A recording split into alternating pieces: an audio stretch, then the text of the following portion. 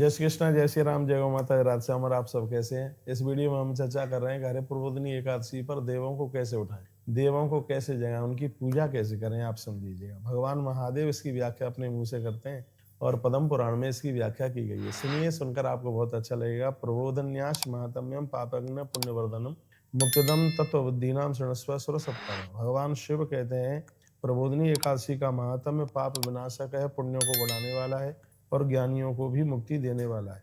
तो उन्होंने कार्तिकेय जी को ये कथा सुनाई।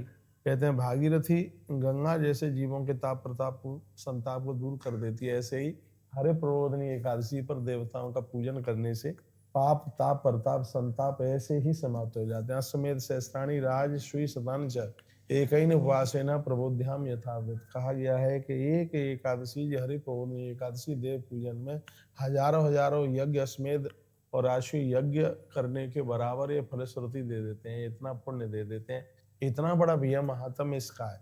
तो यही मैं आपके बीच में मैं कहना चाहूंगा। शृणु शरण मुखम बक्ष्यामि जागृत लक्षणम यह सब ज्ञान मात्रेण दुर्रोच जनार्दन।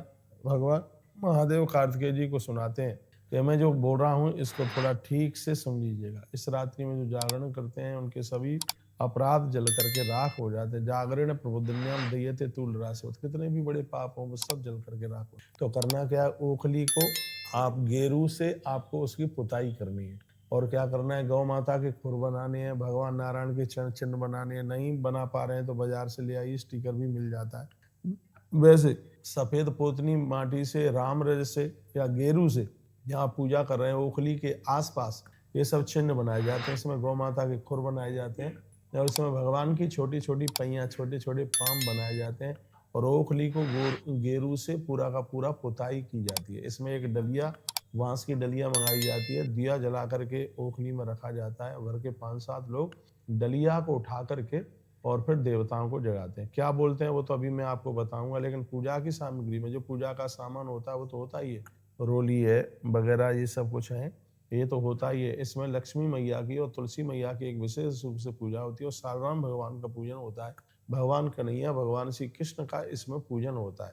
देवताओं को जगाया जाता है और उससे पहले जो जो चीजें आपने चातुर्मास में छोड़ी हैं वो सब यहाँ पर रखी जाती है। तो क्या क्या जैसे आपने छोड़ा है, आपने दूध छोड़ा है यहाँ दूध रखा जाता है, आपने दही छोड़ा है दही रखा जाता है, और आपने दालें छोड़ी हैं वो रखी जाती है। आप हरी सब्जियां छोड़ी हैं वो सब यहाँ रखी जाती है। हरी सब्जियों में मूली यहाँ पर रखी जाती है, बैगन रखा जाता है इसी जगह पर, और भी जो जो हरी सब्जियां आपने छोड़ी हैं वो सब यहाँ पर रखी जाती है। यहाँ सिंघाड़ा रखा जाता है और गन्ना जरूर रखा जाता है। जैसे नया गन्ने का गुड़ लोग जब तक नहीं खाते जब तक गन्ने की पूजा एकादशी के दिन, हरि प्रबोधिनी एकादशी के दिन ना हो जाए। जैसे मैं ही हूँ, मैं तब तक नया गुड़ नहीं खाता कब तक, जब तक हरि प्रबोधिनी एकादशी पर रात्रि को देवताओं के पूजन में जब तक हम गन्ने का ईख का पूजन नहीं कर लेते तब तक हम नए गुड़ को इस्तेमाल में नहीं लेते, प्रयोग में नहीं। तो 11 दिए इधर उधर जला करके एकादशी के नाम के जला करके रखे जाते हैं। देवताओं का एक दिया वो उसमें ओखली में रखा जाता है। 5-7 लोग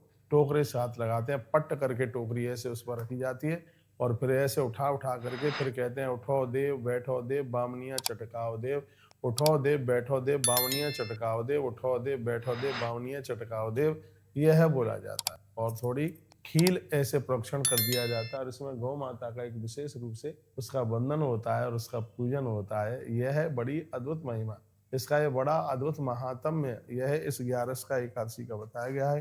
तो यथोक्तेन विधानेन हम पंचरात्रोदितेन वही कार्तिकेय तो चेनितम मुक्त भागी भवेंद्र। ये 5 रात्रियां बड़ी अद्भुत हैं, एकादशी, द्वादशी, त्रयोदशी, चौदश और जिसको देव दिवाली कहते हैं जिसका नाम है पूर्णिमा।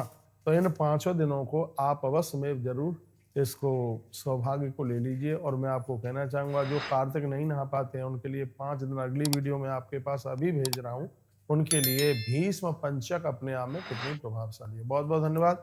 वीडियो को आपने पूरा सुना। घर में जो भोग बना है देवताओं के पूजन में उसका भोग आप जरूर लगाइए। गौ माता को आप गौ ग्रास देना ना भूल जाएं, ये बहुत अद्भुत बात कही गई है।